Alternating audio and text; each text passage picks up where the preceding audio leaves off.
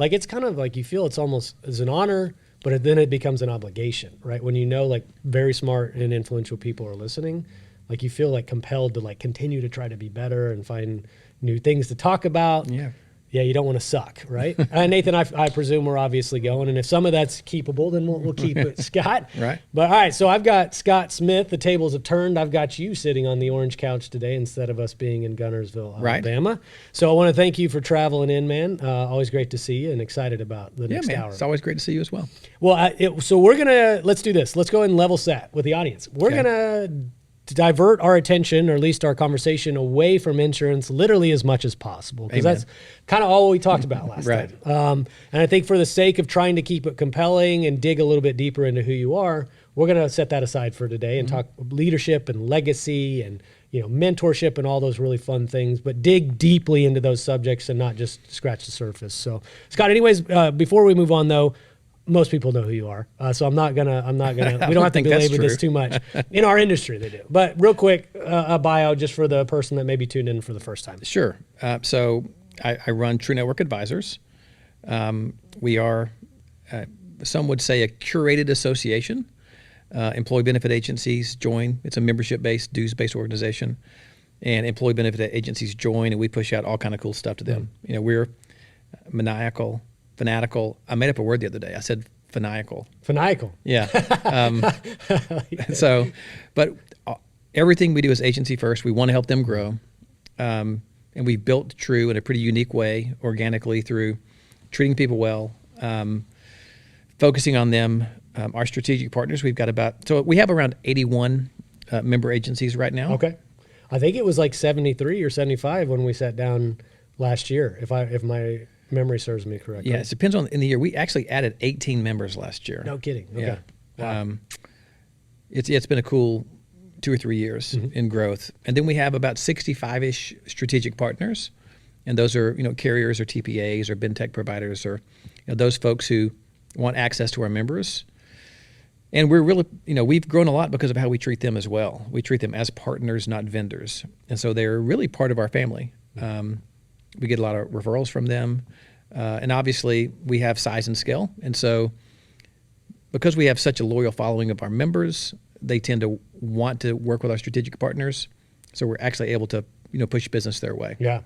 And so before that, I was a principal in an agency in Birmingham, Alabama for a long time. So I'm a lifelong employee benefits nerd. And it's funny because you're a technical expert, but also you have kind of an influence and a personality, a persona, if you will, that's sort of layered on top of that. And I was sharing last time we talked, and please go back and listen to the first episode. I was in Guntersville, Alabama. We shot on site with a beautiful lake behind us, Lake Guntersville. And it was a really cool one-off with your creative director, Britt, who did an excellent job. So we got a lot of your backstory there. But one thing that we talked about in that episode was that you have created sort of this identity too that's public in nature, which a lot of people in our industry shy away from or scared to do, myself excluded, right? I've kind of leaned into this.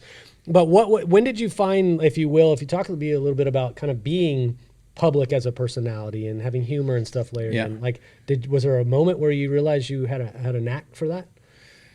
I don't think so, and it wasn't intentional. It wasn't. Okay. It was not. I started True in 2016, technically November of 2015, but officially launched January 2016 with 14 agencies, 19 by the time we got to January in our first ever meeting. The company grew much more quickly than I had planned. And COVID was a very seminal moment for us. I don't know why none of us realized we could do virtual things. Until we had to. Yeah. But, I was all in on our live events. And I thought you couldn't get anybody to join True without us having a live event and inviting them so they could sort of see the culture, feel it, talk to the people. When we did our first virtual event, and we spun that up really quickly, I think it was in May of 2020. So, 60 days after the world shut down, we did a virtual event. And it was crazy. It was a 5 days in a row virtual event. Wow. Okay. With 5 hours of content each day. We had a concert on our Facebook page at the end of every day. we did 5 skits. And so that's when sort of we had the idea of, we do these cold open SNL type sketches. Yeah. And I played these characters, I played Forrest Gump and Dr. Evil and all these silly things. And I think that was really the moment. Yeah. That was really the moment that was me, right? Like, I'm silly. Well, but was that the first time people outside of maybe your inner circle got to see the real Scott Smith a little bit? Or did you, we've talked about this word authentic, and we both cringe at the notion of authenticity as a buzzword, but did people know you were funny? Did they know you were a big personality prior to that event? It's an interesting question, because I don't really think, I don't think I am a big personality. So if you see me on the street, in the coffee shop, I think I have a good sense of humor, and I enjoy being silly and funny. But if I'm in a room with a bunch of top A people, right, which I am all the time, people look at me all the time and say, "Why are you so quiet? Like, what's wrong?" I'm like, I'm not trying to compete with you guys to talk. I don't need to, but I enjoy the creative part of it. So I enjoy laughter. I enjoy music. I enjoy the creative part with coming up with a skit or a sketch. So that's probably the first time not my inner circle saw that, probably. Okay. Yeah. That's cool. Sorry, I got us a little off track in kind of where I know we want to start. And I think I know what the theme of this podcast might already be before we get into it. But let's talk about, I think, the big picture stuff, which we hope to cover today. Yep. Which is the notion of leadership. And I've covered this a little bit recently with Andy Neary and Kareem Cade on a podcast. But leadership, and let's not do the window dressing rah-rah about leadership, but like real leadership. And I think you were talking about how that also leads into your legacy, which you're starting to reflect a lot about as well. So I'll kind of leave it to you to where you want to start, but like kind of if you don't mind giving me at least what you define like leadership to be. Actually, a pretty good transition, talking about the silliness and all that kind of fun stuff, because although we don't, so I'll go back. The word authentic, we both talked about earlier, we don't like it. Yeah, right? don't like it. And I think the reason I don't like it is I discovered that it was an excuse to be less than your best self. Okay. So people would say things like, I'm late all the time. That's just me. I'm just late all the time. That's my authentic self. Yeah. Or I have a quick temper, or it just so often it's a buzzword too, which is cringy, but it was just an excuse. And so, determine that it's aspirational, right? Our authentic self should be the best version of who we want to be, right? And so, like, the authentic version of me right now is not what I want it to be. So I can't use this version of myself as like a fallback. It's just me. It's me right now, but I really want to get better. So I think that attitude of wanting to be better, also caring about people in an open way and not caring what other people think about you, which we all lie if we say we don't. People say, "Oh, I don't care what people think about me." We all do to some degree. But leadership really is caring about people, first and foremost. And if you really mean it and you show it, you demonstrate it, you put others before you, that's the foundation of leadership, is caring about the people that you're working with. Yeah. And so when you talked about that, I want to go back the step for that, the authenticity. And I think you and I agree that maybe the reason we don't like it is because it's a sort of overutilized as well, where it's become this thing. I was joking with you earlier about like anybody can slap CEO on a business card and I'm the CEO of this business that doesn't have any business and I don't have any clients, but I'm the CEO. I think that's where authenticity, I'm so authentic, bro. Like you get that stuff sometimes. But I think, like you're saying, though, it removes the responsibility to try to improve oneself. And I've always had this idea of like, yeah, you have yourself, your authentic self, if you wanted to call it. But if you're not constantly trying to be your best self in a myriad of ways, then I think you're just I don't know if you would call it lazy, but there's no aspirations leading you in any sort of direction to be better, to grow as a human being. And like, example is somebody always late. Well, is that really who you want other people to know you as the late person? Or could you change a couple small behaviors and not be the late person anymore? And maybe that's not authentic anymore, but it's more responsible. It's more respectful. People will appreciate you now for showing up on time. I just think those are excuses, like you said. It's we all have them. By the way, I did put CEO on my card when I started True. Well, you were. I was not authentic. I was authentically perpetrating. But you guys had 16 clients when you started. You said we did kind of that. go to market. So It was- you were a real CEO. I really did that so I would get access to people. See CEO in your court. The reason people do it, really two reasons. One, ego. Two, I did it more because I knew people would call me back. Yeah. So Well, I'm the CEO of the Self-Funded with Spencer podcast. So That's maybe right. I'll just put that on the card. Give me some better access, man. But so kind of like talk to me though, to unpack that, like that as it applies to leadership, not liking the notion of authenticity because it doesn't give you something to lead into. So why does that, how do you kind of counteract that notion of like, I'm just authentic and I don't want to try to be better? You know, I've said before, if people would start being themselves, so this might get kind of philosophical. I love, please, Okay. please do. So who are we really, right? So the Spencer or the Scott, we grew up with our parents in a certain environment, with certain friends, in a certain geography, with all these external factors that make up who we are, right? And if you had changed any of that, so instead of me growing up in a single wide trailer in a suburb of Gunnersville, Claysville, Alabama, if you'd have put me in Manhattan, the same me, right? I would be a different person. I think I certainly would. There would be differences. So I think there's a lot of self-reflection and focus on self-awareness that has to happen to be a very good leader. Because if you don't know yourself and you're not attempting to know yourself, it's going to be very hard for other people to trust you. It's like parenting, right? You have small kids now. Mine are grown-ish. You know, the do what I say, not what I do is terrible. It never works. And there's a lot of people in the world who talk all the time.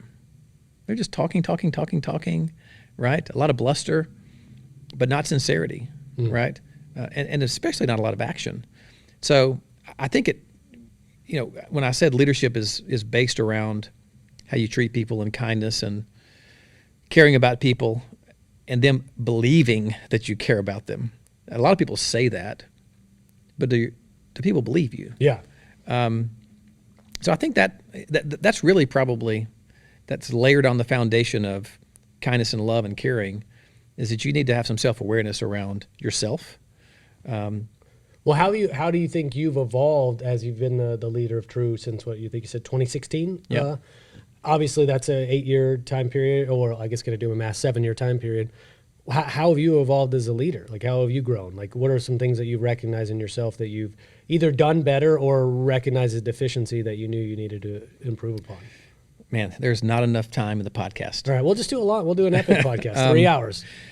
You know, in the beginning it was all me. First of all, it was only me.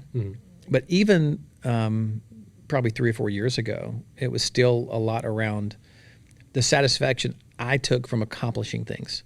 So I got personal satisfaction from putting an event on, making things happen, coming up with a sales idea, whatever. It was really about personal satisfaction for the work I was doing. And as we've grown the team, and as you know, we have a private equity-backed entity called Patriot Growth Insurance Services as well, that I'm on that executive team. And as that influence grew, it became less and less about me and more about what's possible with these organizations. Not just possible for growth, although that's a stated goal. I just think growth it's vital, right? There's all kind of quotes around standing still and going backwards and all those things. So it is about growth, but it's also about the influence you have. And it's been very surprising to me. We talked about it before. We talked about imposter syndrome or feeling inadequate. But I think people who have looked at me in a way that I didn't look at myself, to provide them leadership and guidance and advice. You know, people call me all the time just for advice and guidance. And I think it took me a while to sort of internalize that that's the way that I was viewed. And with that comes some responsibility. Yeah. You know, I don't take it lightly when someone like I've gotten some calls around some deep life stuff happening with people that I don't really know that well, but they thought enough of me and for whatever reason wanted my advice on that.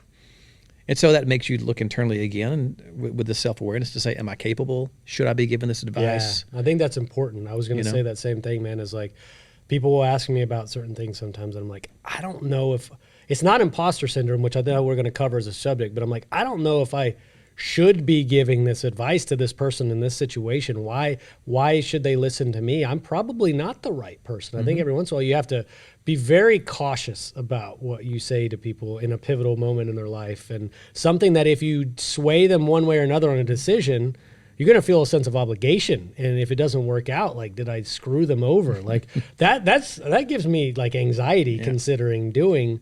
But then how do you parse that though? How do you know when it is appropriate to decline that versus, well, maybe there is a reason they came to me and I should give them some advice? You know, this might just be a me thing. I'm not sure. But what I think is that it really wasn't until I started True that I was all in on something.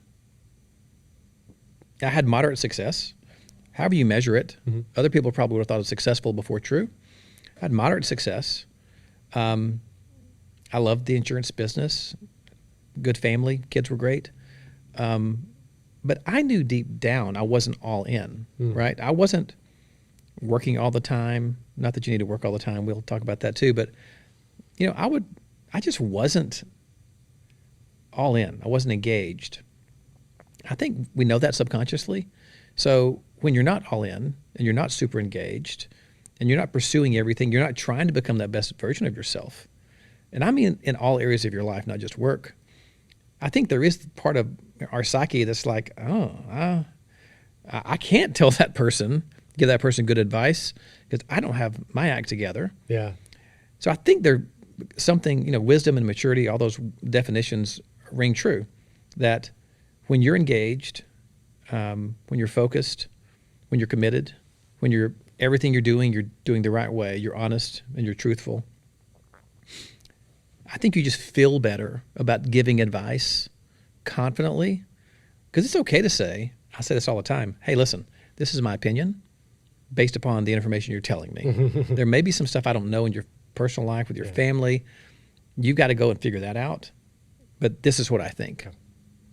Yeah. Well, I appreciate that. And, you know, is that when or maybe that is a situation that can segue us into this notion of imposter syndrome. And I've felt it myself and still to this day feel it. But before we cover that, I want to talk about what you were just saying that I thought was pretty interesting. You didn't feel yourself all in until True. What was it about the building of that you felt you were all in? Yeah. A combination of things. Number one, it was the first thing that was ever all mine. Right? Okay. It was my first real entrepreneurial effort. It was just me. And so there's ownership in that. A lot of my best friends were engaged. So of the first 19 clients we had, 8 or 10 or so, I knew really well. And that created a commitment from me where I was like, well, first of all, they knew me really well. I couldn't BS them at all. Right? But I also felt the obligation. They were paying me. Yep. And so I think the combination of the first me thing combined with a sense of obligation and duty to them for trusting in me, created this. And then also I started liking it, loving it really quickly. Okay. You know, there was this sort of positive feedback loop of doing well, getting positive feedback, wanting to do more so you could get more positive feedback. And that was happening really quickly. And so all those things led me to have that sort of ownership. But you said that inspired you, dare I say obsession, motivated you even more, right? Like, yeah. So it's like, not only did you have the first opportunity to really own it, but the owning it compelled you to be obsessed about making it the best thing too. So is that maybe just your personality type where you needed that thing that you could point to being yours in order to really be obsessed? Probably. Okay. Probably. I think I determined at that time I was going to be a terrible employee if I took another job. Okay. So I almost took a job with one of the top sort of 5 national brokers to run the Southeast for that company. And I can remember almost the final interview. I'd almost accepted, kind of tentatively. And they were like, let's walk through sort of reporting, what we're going to expect from you each month. And they walked through that list of reporting, and I was like, there's no way I'm going to be miserable. And so, Spencer, I was also a little bit backed into a corner. This almost had to work. Like, it almost had to work, Yeah. you know? Well, I like that, man. And I think that is, maybe that's all. I think every human being has that moment where something has to work, right? Like, but I think sometimes, if not most of the time, when you are all in and it has to work, that's when I feel I hear very common themes from entrepreneurs that stuff just started to happen behind the scenes that they couldn't have foreseen, but was moving in their favor. So like, you know, if you're a religious person, you would say that's God. Sometimes people vaguely refer to the universe conspiring in their favor, whatever you want to say. But it's that decision to go all in that now all of a sudden things get in motion that are beyond your control. Yeah. Did you feel that as well? I did. And you, of course, people say this all the time, but I now lean towards action, right? Mm-hmm. Like, we talk about a little imposter syndrome, or we've had great financial success, more than I ever would have imagined. I would have always thought I would be retired at this if I would have had this amount of success financially, as any just sort of a measure of. I would have told everybody in my life, I'm done. You're out. I'm out. Yeah. And I work more hours today than I've ever worked, ever, by a wide margin. You know, I think it kind of comes back to this combination of, I was backed into a corner, but I did take action, and a bunch of action, right? There was a lot of things. When you start a company like this, you just can't sit around and wait on things to happen. You have to move forward, and you put yourself in a position for good things to happen. You know, a lot of financial success, people, they're lying if they don't say it's luck. There's a lot of good fortune in sometimes having financial success. It's the right time, the right people, the right conversations. But what I've realized is, because I was kind of apologetic for it for a little while, it's like, why me? Why did this happen to me? Well, I did take action. I put myself in a great position. I had great relationships. I was good to people for a long time, where people trusted me, where I could start true. Yeah. So you create your own luck sometimes. Yeah. Well, and I think let's cover the notion of imposter syndrome, since we danced around it and mentioned it a couple times. I want to hear about it from you. But I think when you think about this notion of imposter syndrome, and you were saying you got to take action. Well, do you ever really know what you're doing until you've actually done it before, right? Like it's all theoretical until you actually take the action to do it, and then have the experience to reflect upon and know what to do next. But you have to have the action almost to precede the theory in order to know what to do from there. So does that lead, though, to feelings of imposter syndrome for you, or did you feel that more early on as you were the CEO of True on your business card? Like, did you feel that a little bit more profoundly? You know, I really didn't feel the imposter syndrome until the formation of Patriot, the success that came with that. So the more success you had, the more imposter syndrome you felt then, huh? Interesting. Yeah. All right, so psychoanalyze that for me, Scott. Why is that? I think I'm stealing this from somebody. Maybe I can remember where I just read this. Okay. If you're having imposter syndrome, it means your goals aren't high enough. Okay. All right? Because think about all the most hyper successful people you know that you hear about have imposter syndrome, and they're worth $1 billion. Like, what's up with that? Imposter of what? Right? You've done everything that you've wanted to do. I'm in a place where every other version of myself would have applauded and retired, right?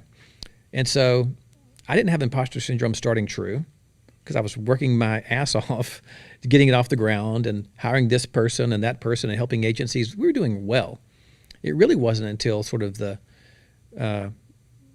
financial success happened that I felt guilty almost.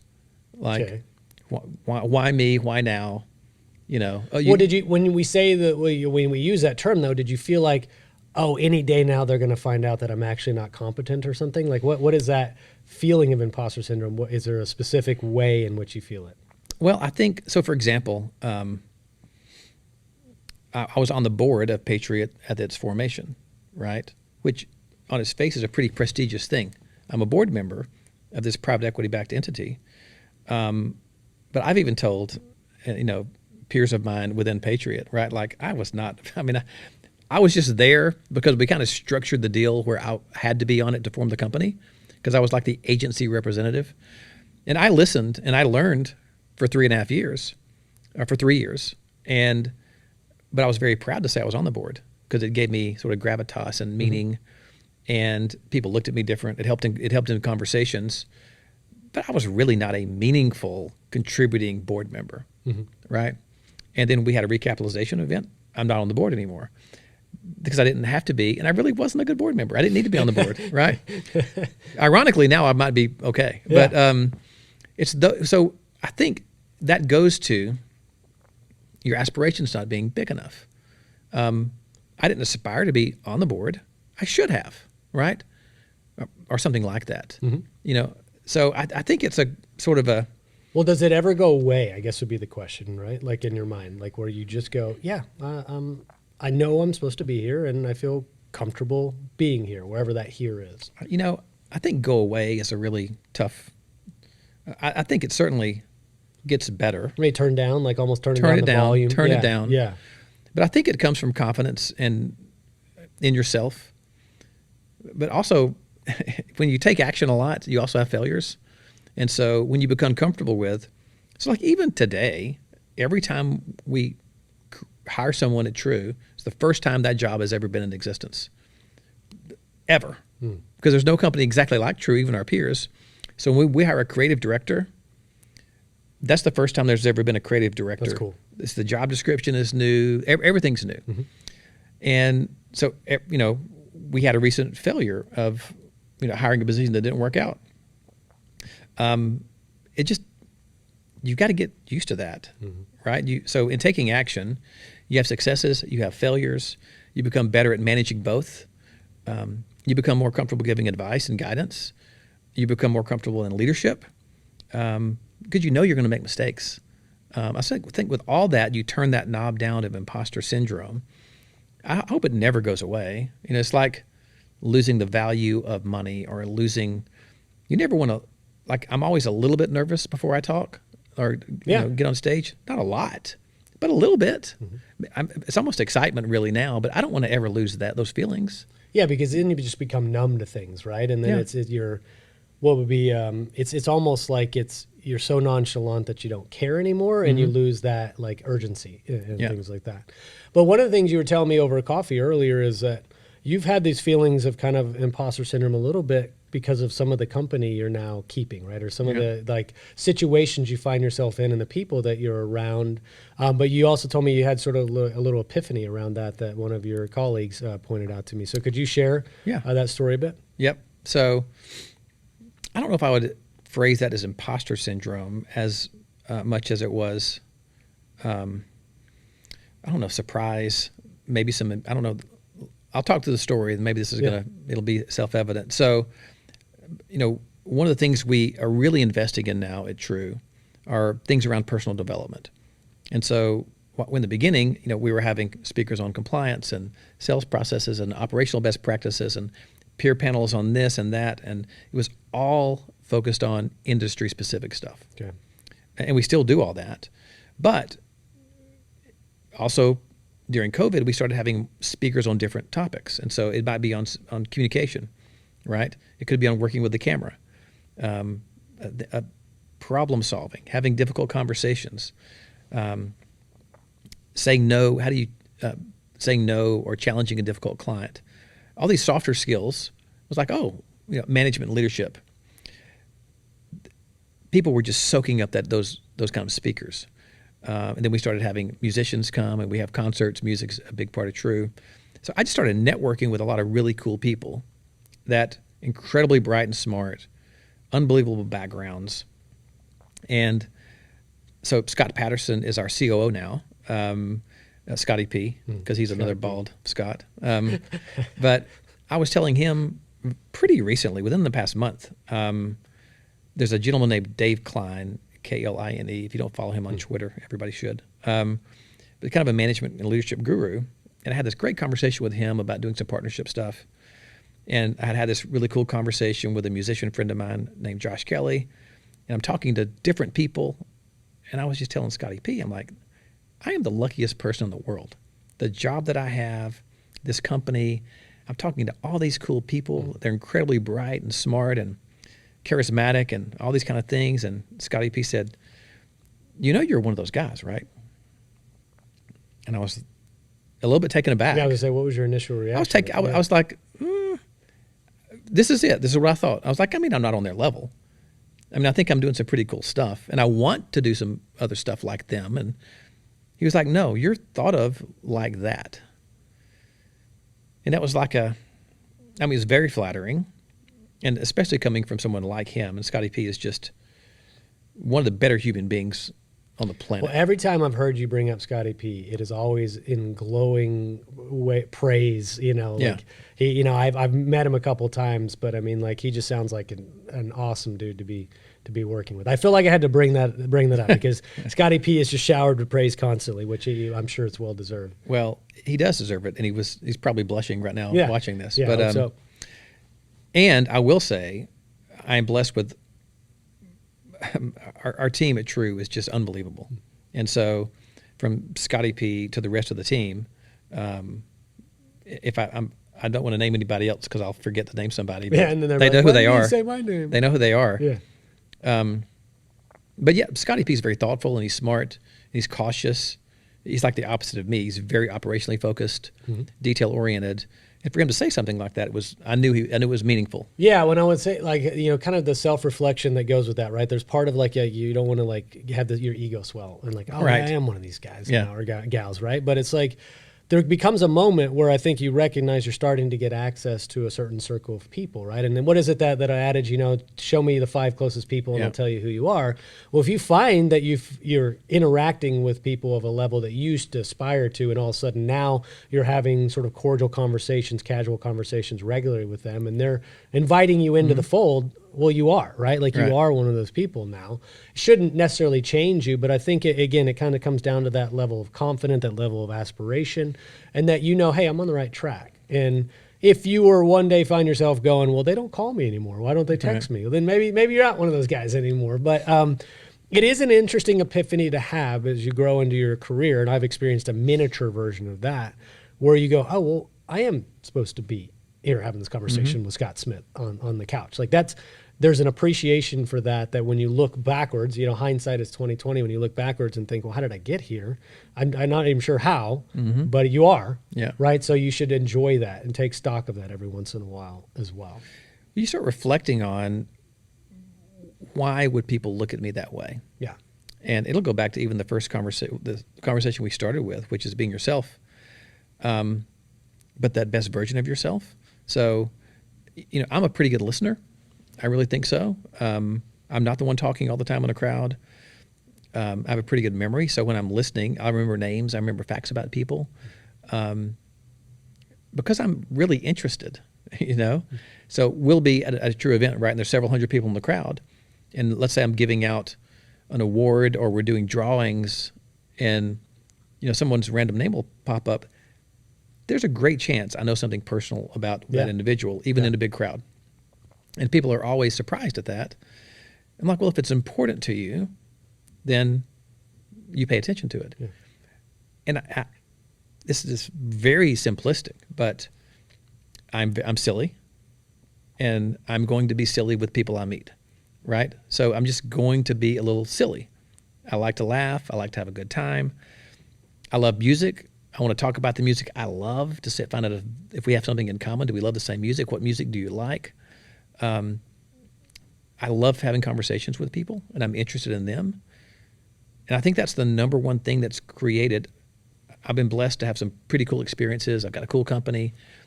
All the agencies we've attracted and the people and the sponsors, and there's all these smart, interesting people within True, which give me the opportunity to go out and talk to all these people in a way to say, here's a good example. There's this group I saw on Instagram. I think it's called Songhouse. Okay. We have to fact check that. Yeah. Nathan will maybe fact check his Songhouse. I'm not familiar. It's in Nashville. Okay. This is directionally accurate. I apologize. Anybody at nobody's going to see this from Songhouse. It's in Nashville. I think this is right. They get a bunch of songwriters together and performers. Okay. They meet at this facility. They come up with a song. Songhouse? Yeah, that's right. Oh, yeah. House, yeah. Yeah. There you go. There we go. So they do this thing where everybody chimes in with lyrics, and then they go back and they create this song, these artists and songwriters, and then they push it out on social media. That's cool. And there's these, of course, it's Nashville, so there's amazing songwriters, there's amazing performers, and they come up with like what could be a hit song in like, a few hours. And I just got, sucked in a rabbit hole watching their stuff. And I was like, I should call these people and see if there's a way I can incorporate them into a true event, right? And so I emailed them, Tyler at Songhouse, appreciate you emailing me back. So I've got a call with them next week around, I think what could be a really cool experience to have them come to an event. Our audience gives them some phrases and some ideas for a song. They go back to their studio, then they come back at the end of the event and they perform it. Okay. Right? And so, but even saying that, right, it's like, wow, I have the coolest job in America.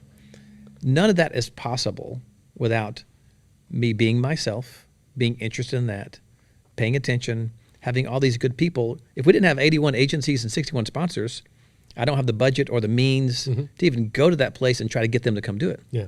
Because, by the way, I put in the email that Charles Kelly of Lady A and Josh Kelly are doing a show that night. Would you like to kind of open for them? Yeah. At least that's, because we get to hire Charles Kelly, I also get to do that. So anyway. Well, what I love about that is the combination of ambition to go after and pitch that, and know that it's possible that you could do that. But what you've created is a vehicle that you can deliver on that simultaneously, right? And I feel there's a snowball's effect. Once you get one, you get the other, and then next year you can point back and say, hey, we did this. I think we can go a little bit bigger this year, and we can get so-and-so or do this. But you've created a vehicle that people want to be involved in, which I think, again, that has to be sort of reinforcing, and I think that might segue into what we really wanted to dig into a little bit about is legacy, right? Yeah. The legacy that you've created. And one of the things that you mentioned to me over lunch that I think was really important, and that'll start this conversation, is most people look at what is my legacy at the end of their career or towards the end of their life when, like you said, legacy is your legacy is done, right? Yeah. So you're thinking about sort of this building of what this legacy is, not only Scott Smith and True, as it's happening. So talk to me about like how you go about being intentional there. Well, this was, so I'm working with a coach right now. By the way, I fully now believe in continuous coaching your whole career. Okay. I think everyone, if possible, should be working with a coach or a mentor, actively working at all times. Okay. It's just crazy that we don't do that. You look at athletes and actors, and nobody's ever done. But we just come in and out of it. Maybe we don't do it. Maybe we tried it once. But shout out to Nick at Packman and Associates. Okay. Because Nick is my man. So Nick I'm working with right now. And he brought this up to me around legacy. Like, we all have a legacy right now. You have it. It's like saying like company culture. Well, you have one, whether you like it or not. The absence of one is your culture if you don't have it. But we all have a legacy now. So when most people get to, they're like 68 years old and they're like, oh, I need to make sure that I maybe give some money away or put my name on this, or I want to be known. Well, it's too late. You've already built up your legacy. And so, and I don't think this is limited to leadership. This is for everybody. And it's not as simple as, well, let's just be kind to people. Let's just be nice. Like, my legacy will just be I was a good guy. I think that's okay. But when you start thinking about legacy, number one, identify who do you care thinks about you. And actually write those people's names down. Yeah. Turns out mine are mostly my kids and my family, right? There's a few other people in my life that are important. Not that other people aren't. But when you really are like, okay, when I'm gone, who do I care what they really, what do they think about the legacy? Yeah. What are the adjectives, the specific adjectives they would use to describe me when I'm gone? So, and that leads you down a path of, so for example, I want to be quick to forgive. I would love my kids to have that trait. Well, you can't do it 2 or 3 times. You have to have a legacy of being quick to forgive people, right? That's got to be demonstrated over. So if you don't define that now, you'll never be able to have that as your legacy, right? I would like to be known as someone who was giving of my time, of my energy, and of my money. I want to be known as a giving individual. Well, you can't do that unless you start doing it right now. Yeah. I want to be the one that shows up. You know, in my life, I have a very small nuclear family and a crazy upbringing. I don't know if we went through that last time or not. We did a little bit, yeah, but it was a fascinating story. But my parents have both passed away. I both passed. My grandparents, basically, it's my brother and I is our nuclear family, and I have uncles and aunts. And I saw a lot of death, right? And I remember the people who came to funerals, you know, the people that showed up for me. When I remember the people that came to weddings, they came to birthday parties, they come to I want to be known as someone who shows up. Well, you have to show up all the time to have a legacy of showing up, and you can't skip. And so thinking about that legacy now, right? I'm 53 now, so I still have some time. I certainly wish I would have started earlier to really write down the what the adjectives that you want people to describe you. Define the people that you want to be on that list, and then start living your life in that way. Okay. So like a living legacy is what it almost sounds like. But to me, it sounds like also because there's an intentionality about doing it while you're doing it, right? Instead of retrospectively and scrambling because it might be too late.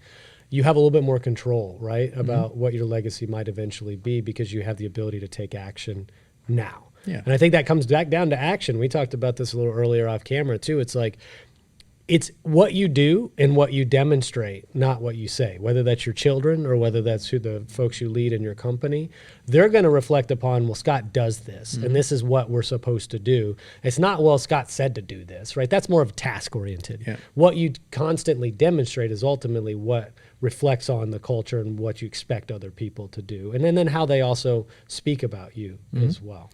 It's if you think about when we give people advice. So if everybody listening thinks like, okay, the next time I go give advice to someone, you're really giving advice to yourself. Yeah. Like I might be talking to someone in my family about eating healthy. I'm really just talking to myself. You know, I'm not really giving them the advice. Yeah. Yeah. And so it's the same thing with like legacy. Like you want people to think of you this way. You want other people to act a certain way. Like it's you. It's about you. Yeah. And there's no other way to do it than to just do it and constantly measure it. And I think that's the reason continuous coaching is so important, is someone to give you a framework. I would not be doing this without working with a coach right now. I would not be talking about, really probably wouldn't even have the concept really. Like I write my tablets right there. I've got pages and pages of notes of listening to podcasts and reading, and how many of those do I actually take action on? Right. It's a great idea. Well, because I was working with a coach who said, hey, let's write down this legacy and let's work on it, because it's changed a little bit. So the first conversation we had about adjectives, it's changed over the past 6, 8, 10 weeks. That also, by the way, reflects a little bit of what we're doing with True right now, is because that personal development is so meaningful to me. Obviously, when something has that much of an impact on you, you want other people to participate. Sure. Well, and I think, the writing down of notes and stuff, I'm the kind of the same way where you wish you took more immediate action on it. But I do think some of those things, by the action of listening and writing them down and jotting notes, they do sort of get imbued a little bit into your subconscious, right? So you might not actively move on it today, but it becomes sort of a part of you. And I think it does move you in some way, whether or not you're conscious of it or not. But of course, if you are moved by something that you hear and you jot it down and then you take immediate action, there's a lot more relevancy to what you heard, because now I've got something to show because of it. But I still think, I try not to punish myself too much too. And I don't do everything perfectly all the time. It's like sometimes you have to stew on things a little bit and let it, I don't know, fester's the wrong word, but let it sort of marinate before you take action on it as well. And I think people also need to be somewhat soft and forgiving of themselves sometimes as well, because we can never be perfect. The standard that we want to achieve is impossible to achieve. Oh man, I'm way better at talking about this stuff than doing it. Yeah, you know, like the True team would be a perfect example. I'm always experimenting on them. They don't really even know it, but just the way I'm trying to be a better leader. You know, the reluctance. So sometimes imposter syndrome can lead into reluctant leadership, right? Where you're reluctant to give very clear direction to someone and accountability. You know, you're reluctant to give that really maybe harsh feedback. Yeah. You're reluctant to set a standard of excellence because you're feeling like, well, I'm not living up to that. Like I know I'm going to fall short. How can I hold someone else to that standard? That's a terrible characteristic of a leader, by the way. And that's something, you know, you asked me this minutes ago, but that's something that I've improved upon even very, very recently of sort of making decisions. You know, the old Brene Brown, I guess Brene Brown came up with this. If it's not, then I'm sure she gave credit to whoever gave it to her, but clear as kind. Okay. You know, like that is something that, you know, in leadership, we dance around difficult conversations all the time, or at least I did. Because I just thought, I can tell that person in a non-direct way. I can give them some hints and some clues, like you shouldn't be doing that, or it'd be better if you didn't do that. Rather than say to someone, hey, that behavior is unacceptable. No judgment on you. I just want you to know that we can't do that anymore. Mm-hmm. Here's why.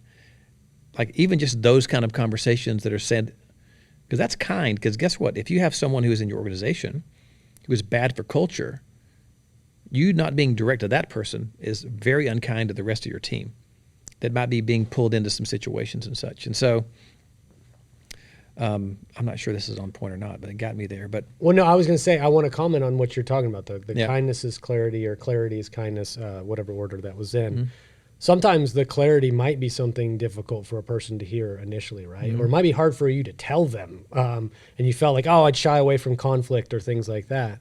But if you let somebody sort of linger in this messy middle where they don't know what the expectations are, the really kind act, the truly kind act, like you said, is giving them clarity of what they should or should not be doing, mm-hmm. so that it can alter their behavior, but they also know how it reflected upon what they did, other people, how they perceive that. Yeah. And if you don't tell them that, they might not know. And they might be like, oh crap, like, why didn't you tell me that? I wish I would have known that. It's 100% right. Yeah. Like that person might have changed their behavior with direct instruction, feedback, clarity. Mm-hmm.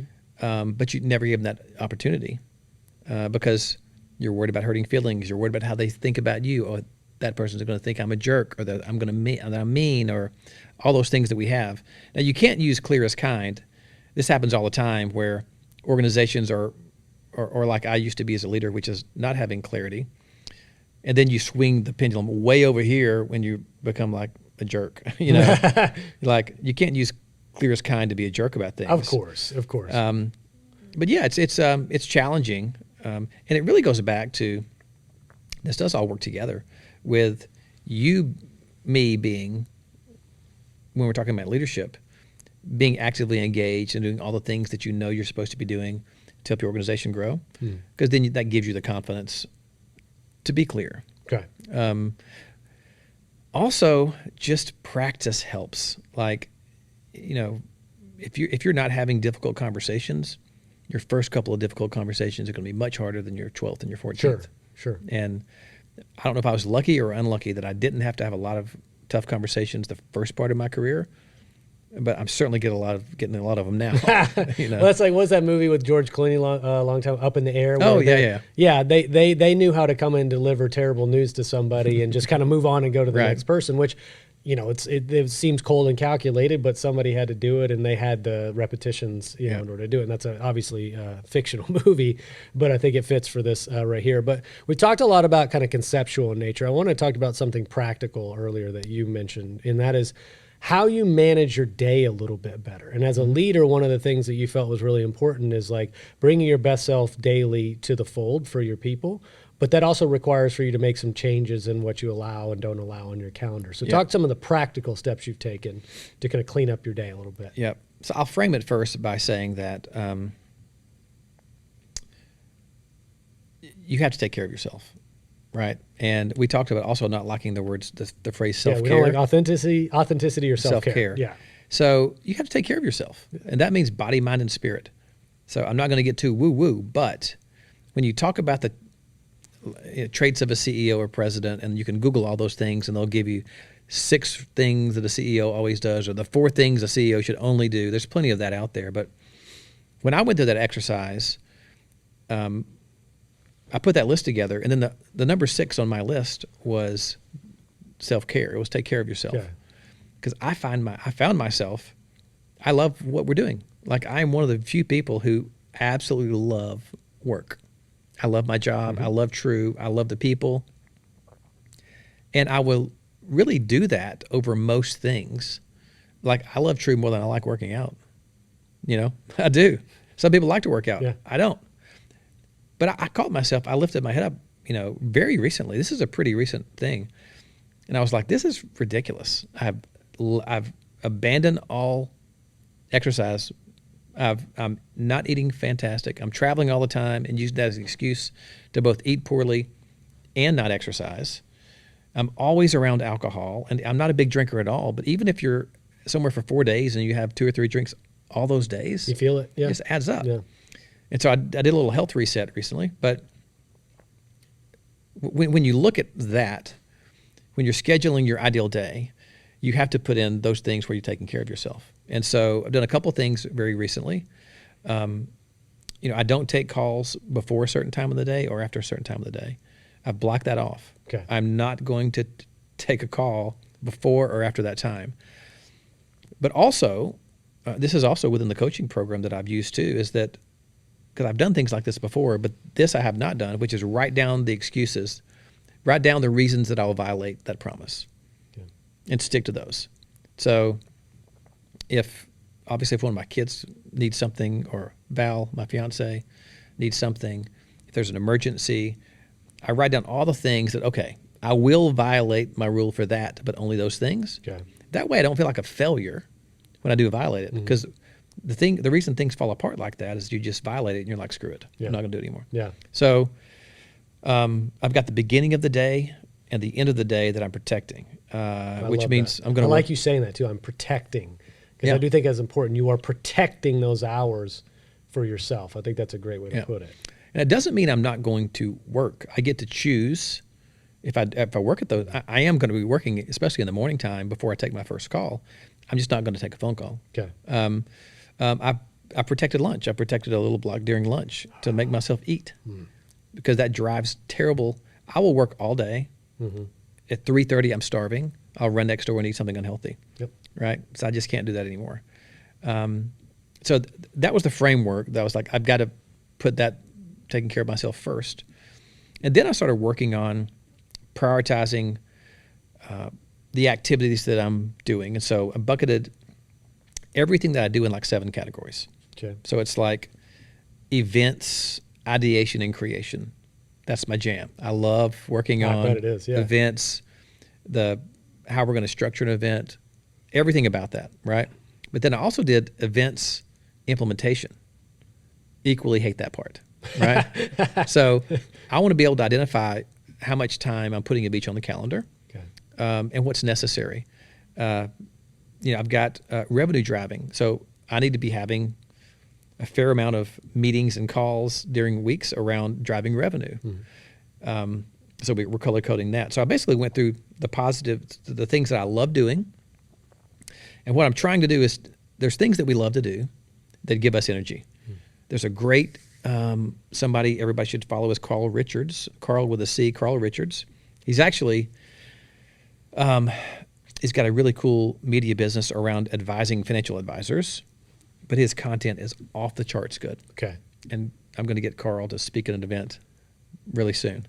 We've already name dropped 2 Instagram accounts that I'm going to have to like cut up a clip. Yeah, and these for. are Twitter. So okay, Twitter. Okay, so Twitter. I'm sure they have Instagrams too, but these are Twitter. Well, no, I love it because you're giving me like, oh, that's a clip, and we'll tag them, and hopefully we'll get so them good, to man. participate, man. It's so good. Yeah. Somebody else who has good content, I think her name is Julie Garner, Dr. Julie Garner. Did you watch the movie Secession? Not the movie, the show Secession. I don't think so. It's on HBO Showtime, one of those. There's a psychiatrist in that show who is like a counselor to like hedge fund folks. And they base this character off I think it's Dr. Julie Garner, and she's got great content too. But anyway, Carl has this thing he calls tailwinds and stoke, the things that you're really good at that give you energy. Makes sense. And the way that he identifies that is like you're doing those things, and all of a sudden you're like, oh, I've got tailwinds on this, right? This is energy and momentum and positivity, and it's high value. So identify those things you're really good at, plus give you tailwinds, but also identify the things you're really good at that maybe drain your energy. Yeah. So for example, working on the agendas for the True events, it's a little bit of the secret sauce of True from the very beginning, because I knew employee benefits. And I think discernment is also, I think I'm pretty good at discerning what's the best possible session we could have with the best possible people. And we have these great events. They're surrounded by music and fun and all this kind of stuff, but the content is is better than anything. But man, that drains me. Okay. I'm really good at it, but it just sucks the life out of me. So what is the goal when you start bucketing these things and identifying? Obviously, some of them you are obligated to whether you really like them or not. I get that. But then do you look for those situations that you're good at that drain you, or that you don't even like and you're not so good at and drain you? Do you try to delegate them? Do you try to find somebody that can do them better or as good as you, and it takes it off your plate? Is that the long-term goal? So this is very specific. Okay. So what I'm electing to do with this is that I'm just paying attention to how much time I spend on the agendas, right? So what I used to do is it was agenda time.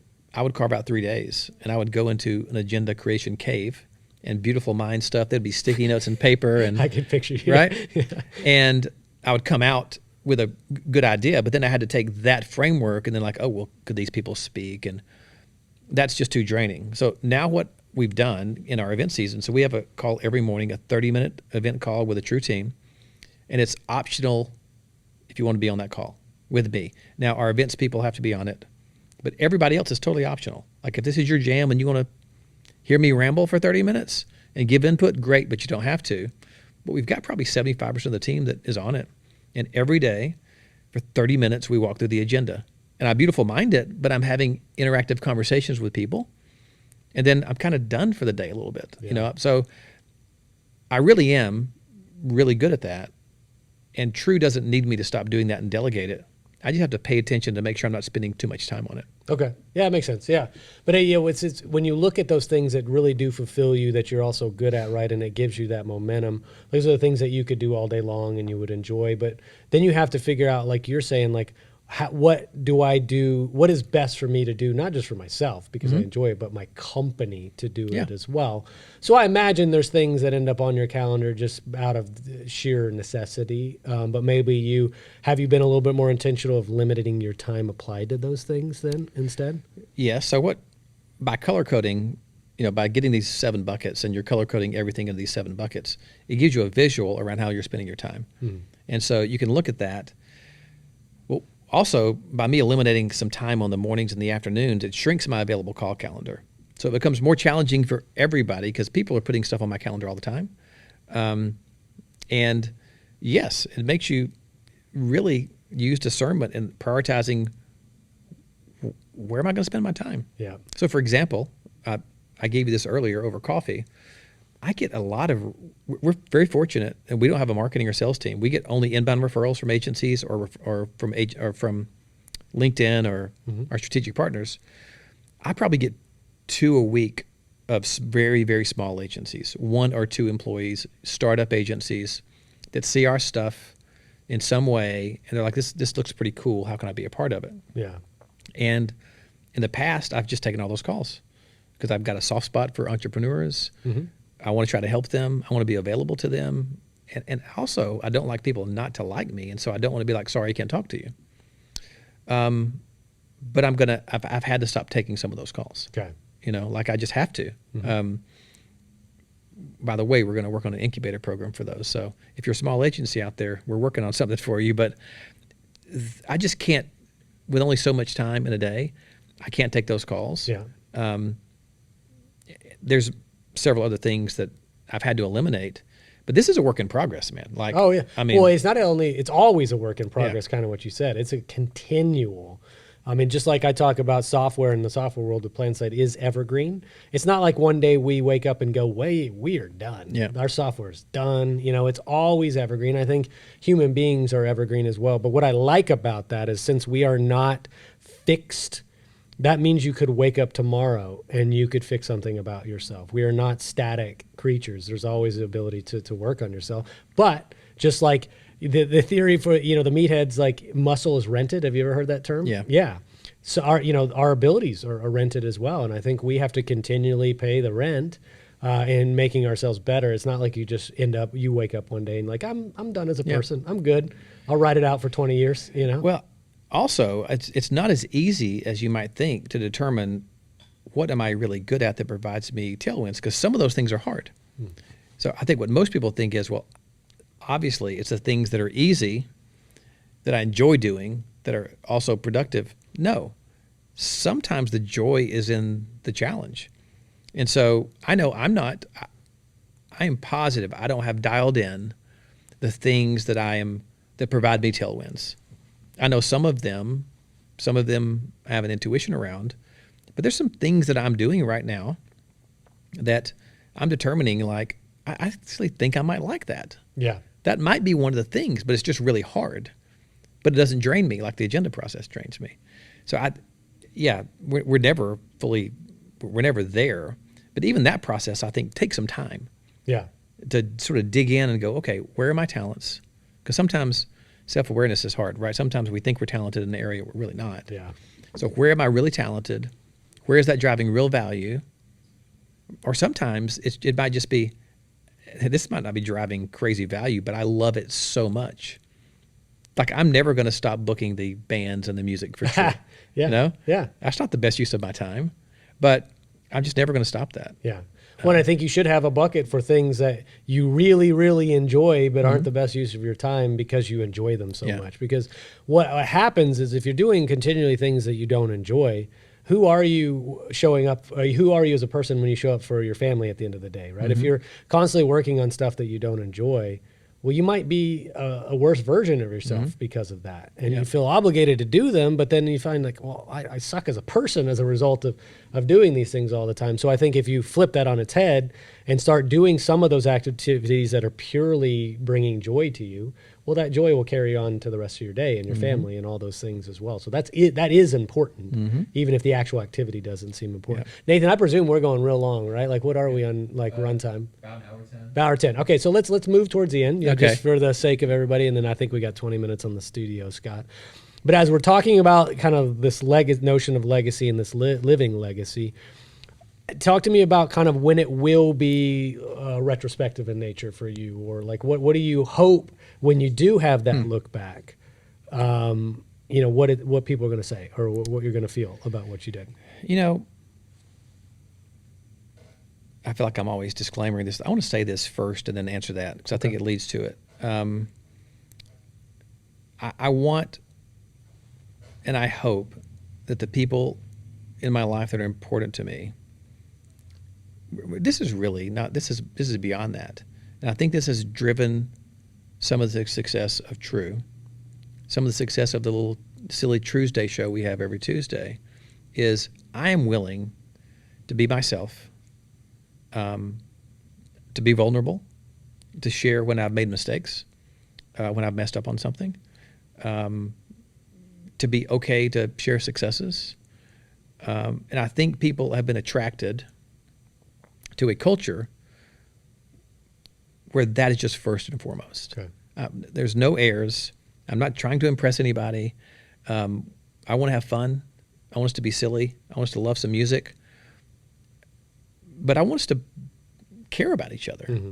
And I think above everything that that's what I try to do in all my conversations with people, is to let them know I care about them. Now, there's a time when you probably need to stop caring about somebody if they're a bad person, but if I'm going to be with someone, why not listen to them? Yeah. Why not learn about them, and leave them with a feeling that you really care about them and that you're there for them if they need you. And I think when it comes to leadership, relationships, it kind of all starts with that. And you can't pretend. People know when you're pretending. And I don't want to be a pretender. Yeah. Yeah, I like that, man. And, I think, I suspect, and I think the answer is probably similar for most people, no matter how much they accomplish, that you will have what you built it true, and you will always be able to point to that, and the lives that you've changed, and agencies that you brought on board that have been able to grow and provide for them families and things like that. But I suspect, and I kind of feel like this for myself, it's like those things are also great, but it's really like with the family and it's with your children, right? And I was having this conversation with you earlier that I recognized that my legacy immediately started, or what I felt was my legacy, as soon as my children were born, because ultimately they are the living proof, if you will, of my legacy whenever that's done, because the way that they behave and act and some of the value systems that they embody hopefully will be the things that I passed on to them. Good or bad, right? I recognize that there could be some bad in that as well, but ultimately they are the legacy that I have. And so if at the end of the day, I built them up to be great people, I don't want to get emotional, then that to me is where I can hang my hat. Yeah. You know what I mean? Well, Madeline Smith and Carson Smith, my children. Yeah. It's interesting because they would describe me differently than probably anybody on earth. Right. Maybe my brother, Michael Smith, but they would describe me differently than anybody. Those that are closest to us have just a different perception. But that really is those people that are closest to you like that family. And if you're lucky enough to have best friends that you consider family. Sure. That's the ones that, again, when we talked about giving advice, you're giving it to yourself. Yeah. You hope that you want them to be happy and successful and independent and kind and caring and quick to forgive and all those kind of things. The very best thing we can do is just do that. Yeah. Just do it. Because, who knew I would enjoy being a dad so much? As someone I've used this quote forever, being a parent is the hardest thing you'll ever do, only if you care about it. Yeah. That makes sense. Totally. Yeah. It's not that hard if you don't care about it. But if you care about it, holy cow. Yeah, it's super hard. Yeah. And now that my kids are, Madeline is about to be 24, Carson is about to be 21. So moving into young adulthood, the conversations are different. The problems get probably more significant, right? When they have a problem, it's not scraping a knee or somebody yelled at them, their life stuff. Yep. The legacy with kids and family, that's really everything. But yet we put so much energy and effort into the other things. Yeah, I know. It is a weird dichotomy. But not to be too punny, but would you consider your children your true network? Oh, how about that? Is that a good place to? Oh man, that's a good place to end. All kidding aside, man. Well, Scott, this is fun, dude, and I really appreciate you meandering with me, right? Because I think I love having conversations that educate the marketplace about insurance and topics and subjects that I think they should learn. But there's a selfish component to these conversations I have, where I want to have meaningful, deep conversations with other human beings for an hour in the same room at the same time, where nothing else is going on, the phones are off, there's no distractions, because I think you can really get to the core of people. And so thank you for entertaining me in that regard, but I appreciate you coming down. And I imagine just also too, with the number of notes I have on my phone of what we wanted to cover, that we'll probably have to do a part 3, and maybe we'll meet in the middle for the third round somewhere. Yeah. We should come up with, so there needs to be a beach involved. Okay. Some drinks. Okay. A cool breeze. I think that's what we should do. Okay. Beach. The next Self-Insured with Spencer on the beach, not talking about insurance. I love it. Nathan, are you in? We'll have to bring it. I know Nathan's down for that. All right. We'll get Britt involved too. Cool, man. Well, let's go ahead and sign off and let the people get on your way. Thanks, guys, for listening. Scott, again, thanks for coming down, man. Always great to see you. Yep. You too, man. All right.